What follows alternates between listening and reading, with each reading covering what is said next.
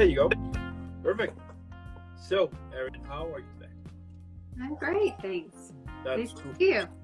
Same here. Great to have you here. I mean, what better way to finish an epic evening with an epic guest? You know what I mean? Mm-hmm. There you go. So before we start, welcome to the show. It is so cool to have you here. Before we start, I have to give you a proper epic welcome. So let me show you. So, there you go. Wow. Yeah. All those people. Yeah. I mean, we're just starting. We're a small operation at the moment, but at some point, who knows? We might have live audience. So. Oh, I love that. That's so. That's exciting. I look forward to that. There you go. There you go. So, starting with the whole interview now, tell me how your acting career started. I started at an acting school called Cab Calloway when Okay. I went in 6th grade. So I can't remember what age that is. I think in the U.S. it maybe is 12 or 13. I could be so off. I don't know. Okay. But I was in Delaware in the U.S. And the art school covered.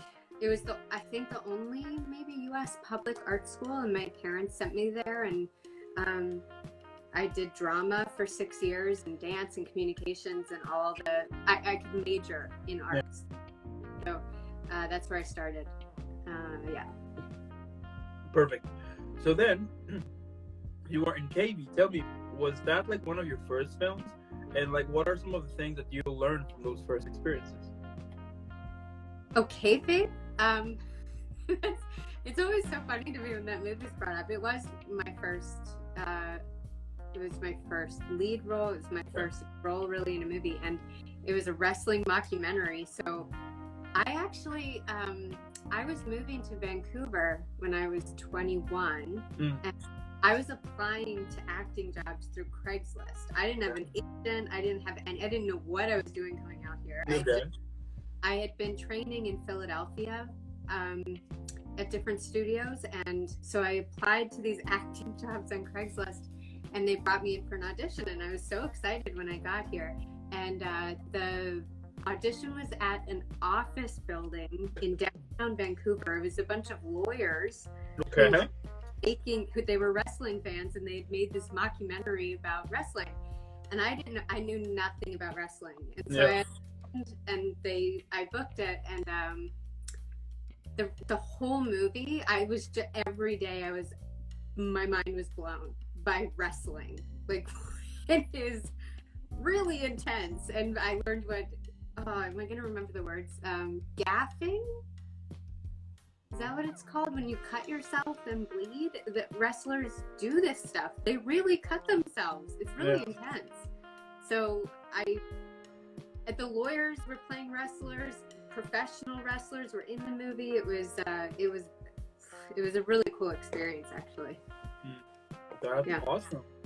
That is amazing. So then you were in Secrets, Married Life, Soil and Breath, Afterbirth, Assistant to Winner, No Man's Land, Goblin, Concrete Canyons, Shattered, Smallville, The Wyoming Story, Touch, Terminal Retribution, Swords and Words, Under the Bridge of Fear, So Awkward, Nina, Tablet. I mean, it would take me hours to say all of the projects that you have been in, which is so awesome and epic.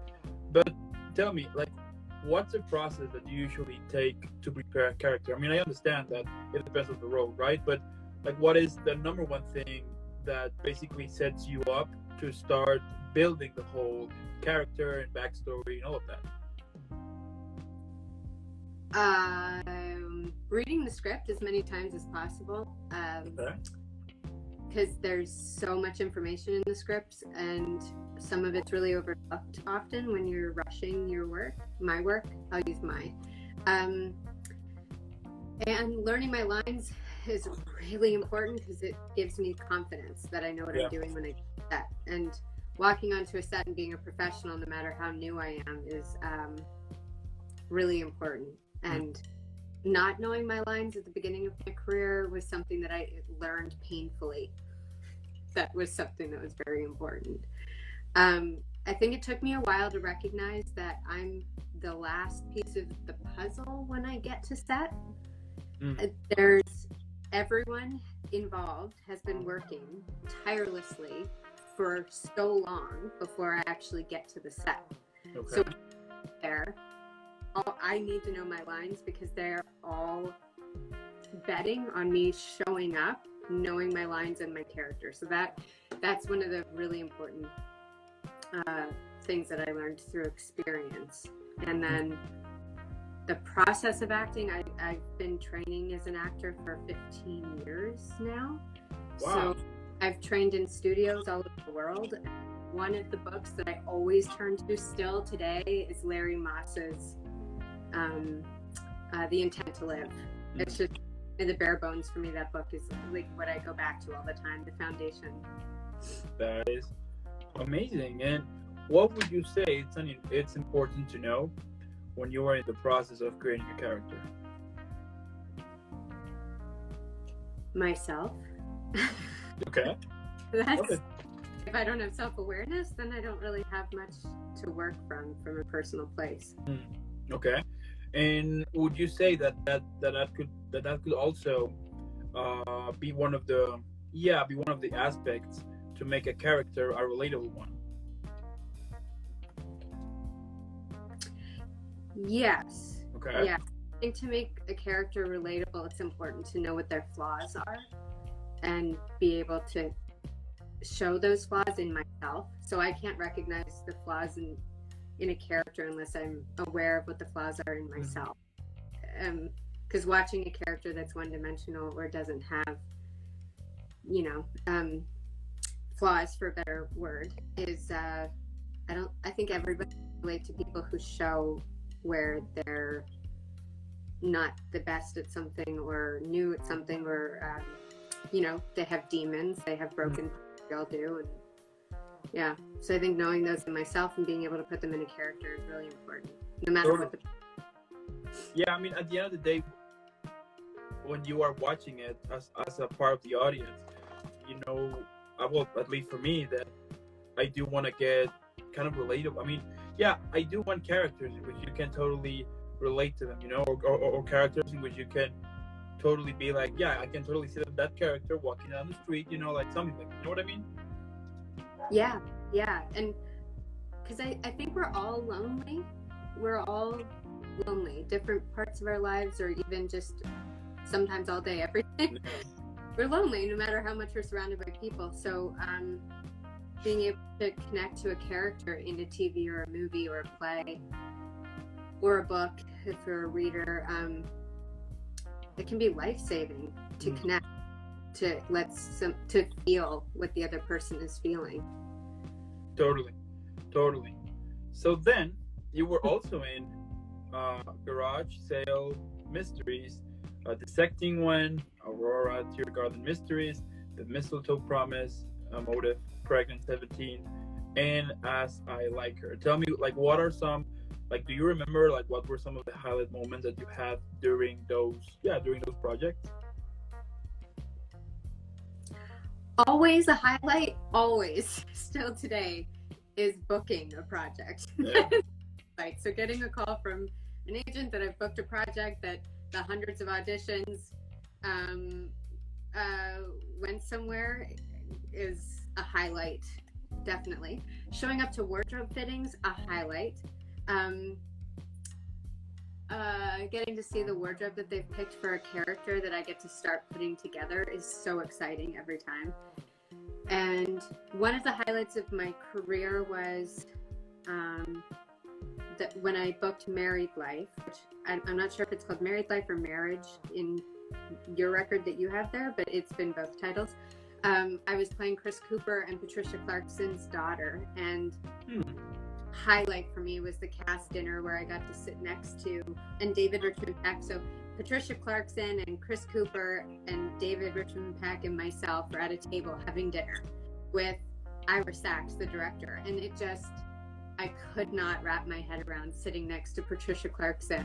It was picking her brain, and then she just sitting with Chris Cooper and talking to him, and his soft voice, and he was just it was sitting with those greats in their profession was one of the big things. There you go. And what would you say is important for storytelling?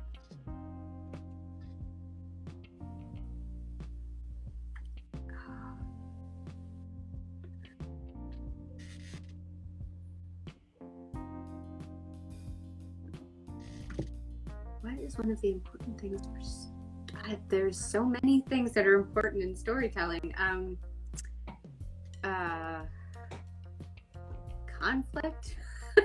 Conflict, very important for storytelling. Okay. Finding the conflict and the tension, that's where it all starts from and goes to, and everything. That's why we're all there, to watch the conflict and the tension and the chemistry and all of it. Yeah. Okay. Cool. Also, this year you have also appeared.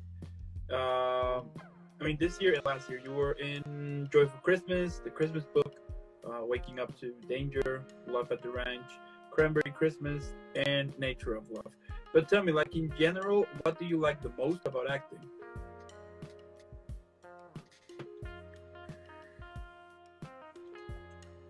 There's a moment when they say action, when everyone on set is quiet, and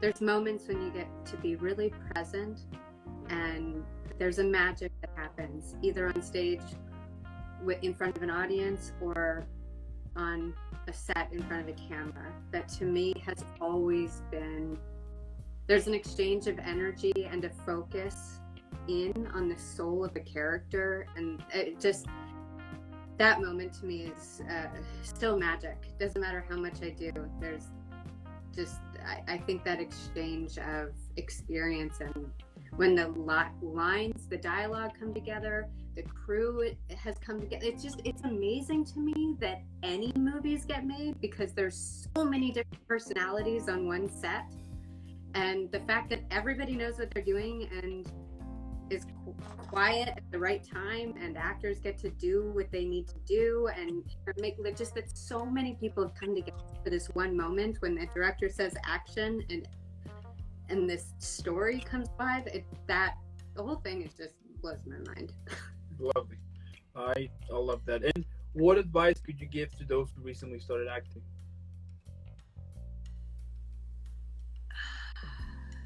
Be financially stable. It's really important. Okay.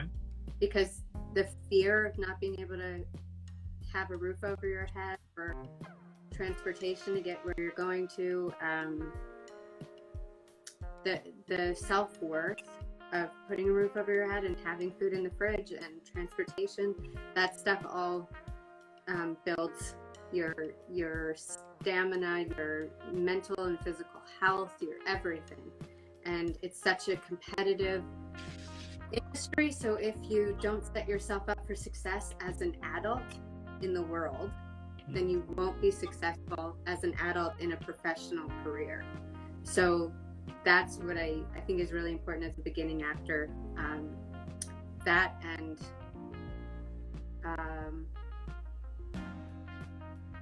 I think physical and mental and spiritual health is very important. Perfect. Now, tell me, Erin, like I wonder, what motivates you? I mean, we all have these days, right, in which we feel terrible, in which we are not sure if we should continue or not, that we might have took like the wrong decision, that we are not very talented or we are not good enough in what we are doing. So tell me, like, what gets you out of this, let's say, toxic bubble, and to be out of it, and just to continue pursuing the thing that you love the most?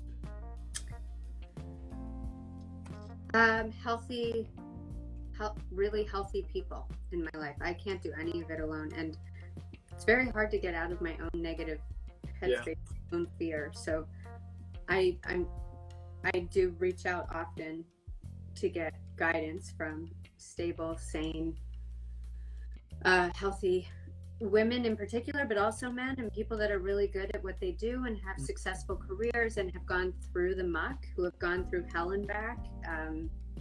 Those are the people I want to talk to, the ones that have like really struggled and come through the other side to get where they are.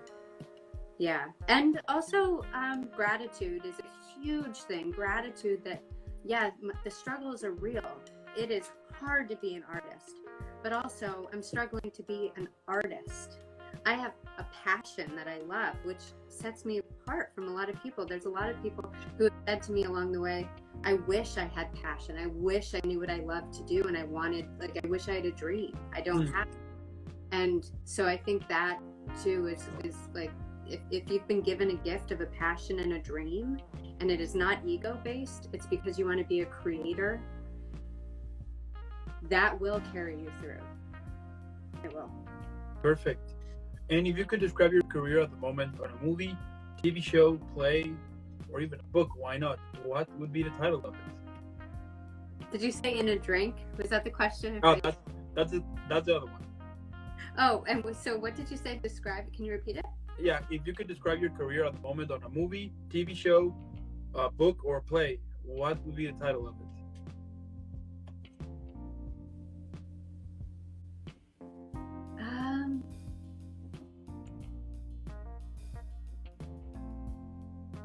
Queen Elizabeth. Okay. Fair enough. The image that comes to my head, Elizabeth. Okay. That sounds like a plan then. And if you could describe your career, but now this time on a drink, which one would you pick?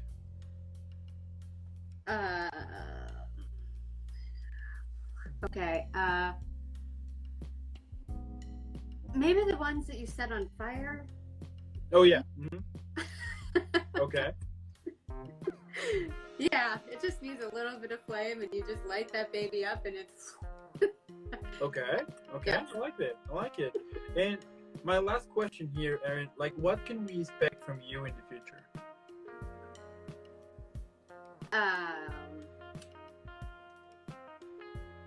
I think that the year coming, I will step into more lead roles, Okay.